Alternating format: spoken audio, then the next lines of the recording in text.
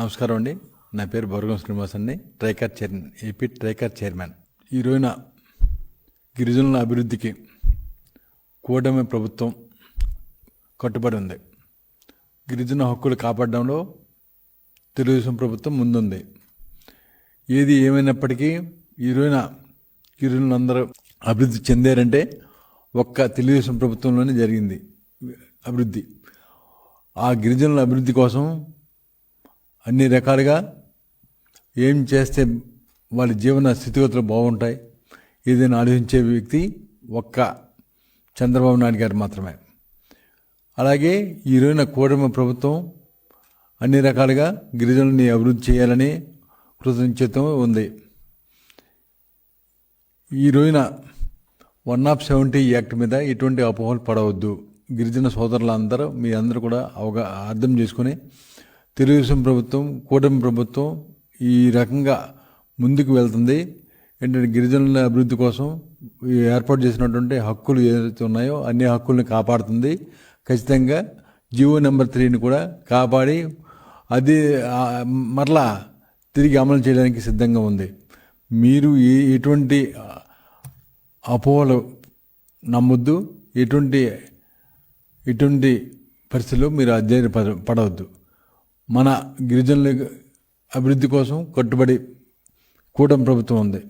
ఏది ఏమైనా ముందుకు వెళ్ళాలి. మీరంతా కూటమి ప్రభుత్వంలో ఉన్నటువంటి అన్ని పార్టీలు తెలుగుదేశం, జనసేన, టీడీపీ, బీజేపీ 3 పార్టీలు కూడా గిరిజన అభివృద్ధికి గిరిజన సంక్షేమం కోసం అన్ని రకాలుగా అన్ని కార్యక్రమాలు చేపడుతుంది. మీరు ఏదైనా ఉంటే కనుక తెలుగుదేశం ప్రభుత్వం చేసింది. గత ప్రభుత్వం ఏంటంటే స్వర్గీయ నందమూరి తారక రామారావు గారు ప్రవేశపెట్టినటువంటి 1985లో జీవో నెంబర్ 275 జీవో ప్రకారంగా 100% గిరిజనులకే ఉద్యోగాలు ఇవ్వాలి. గిరిజన ప్రాంతంలో ఉన్నటువంటి 100% ఉద్యోగాలు ఇవ్వాలని సంకల్పం ఇచ్చారు. ఆ సంకల్పం ప్రకారంగా అదే సంకల్పాన్ని పురస్కరించుకుని చంద్రబాబు నాయుడు గారు 2000 సంవత్సరంలో జీవో నెంబర్ 3ని ప్రవేశపెట్టారు. కాబట్టి దాన్ని 2022 సంవత్సరంలో సుప్రీంకోర్టు కొట్టేసింది.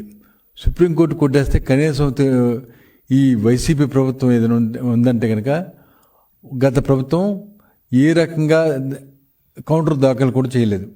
కనీసం గిరిజనుల మీద అభిమానం కానీ ప్రేమ వారి మీద ఉంటే కనుక కనీసం కౌంటర్ దాఖలు చేసి ఉండేది. వారి మీద గిరిజనుల మీద అభిమానం ప్రేమ లేవు. కాబట్టి వైసీపీ ప్రభుత్వం కనీసం రోడ్లు కానీ వంతెనలు కానీ అన్ని రకాలుగా మొత్తం అన్నీ కూడా గిరిజనులకు సంబంధించిన సంక్షేమ కార్యక్రమంలో అన్నీ కూడా రద్దు చేసి వారిని ఇబ్బంది పెట్టాలి, వారిని అన్ని రకాలుగా అనదొక్కాలనే ఉద్దేశంతో మాత్రమే చేసింది.